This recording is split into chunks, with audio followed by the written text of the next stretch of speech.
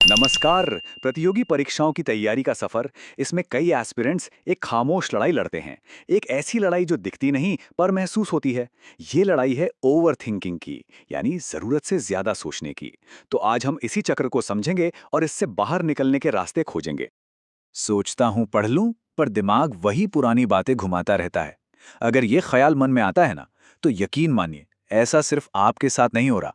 बहुत से लोग ऐसा महसूस करते हैं। चलिए, इसी अनुभव को थोड़ा और गहराई से समझते हैं।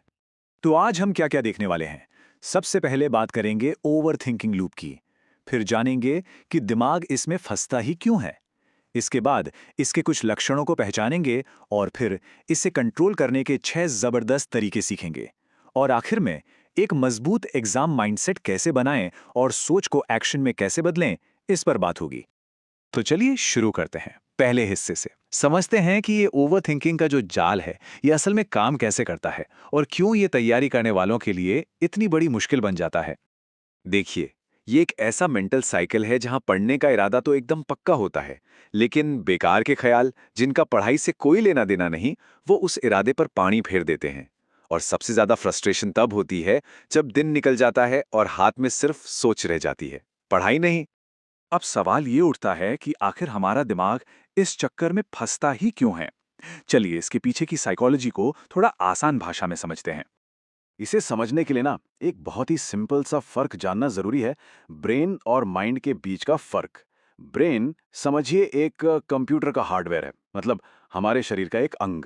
और माइंड वो है सॉफ्टवेयर, जहां हमारे विचार और इमोशंस चलते हैं। तो ओवर थिंकिंग कोई हार्डवेयर की खराबी नहीं है, ये एक सॉफ्टवेयर इशू है। और अच्छी बात यह है कि सॉफ्टवेयर को ठीक किया जा सकता है।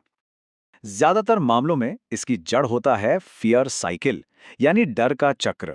होता क्या है ना, हमारा मन हमें भविष्य की नाकामी से बचाने के चक्कर में पुरानी गलतियों और अगर ऐसा हो गया तो वाले ख्यालों में अटक जाता है। और इसका नतीजा, एक्शन लेने की जगह हम जैसे फ्रीज हो जाते हैं, एक तरह का पैरालिसिस। और ये जो लाइन है ना, ये सबसे जरूरी बात है। इस हालत में दिमाग समस्या का हल नहीं निकालता, वो सिर्फ समस्या को दोहराता है। मतलब दिमाग प्रॉब्लम सॉल्व नहीं कर रहा, वो तो बस उसी प्रॉब्लम को बार बार दोहराकर चिंता को और बढ़ा रहा है। तो पहचानेंगे कैसे कि ये मेंटल ओवरलोड हो रहा है? इसके कुछ बहुत ही साफ संकेत होते हैं जिन्हें पहचानना जरूरी है। एस्पिरेंट्स में कुछ चीजें बहुत कॉमन देखी जाती हैं, जैसे पढ़ते पढ़ते ध्यान कहीं और चला जाना, बार बार दूसरों से खुद की तुलना करना और नतीजों से डरना, रात को नींद ना आना, पुरानी गलतियों पर अटक जाना और हर वक्त खुद पर शक करना। अगर इनमें से कुछ भी महसूस हो रहा है, तो समझिए ये एक सिग्नल है। ओके, तो प्रॉब्लम समझ आ गई, उसे पहचानना ही पहला कदम है। अब बात करते हैं सॉल्यूशन की।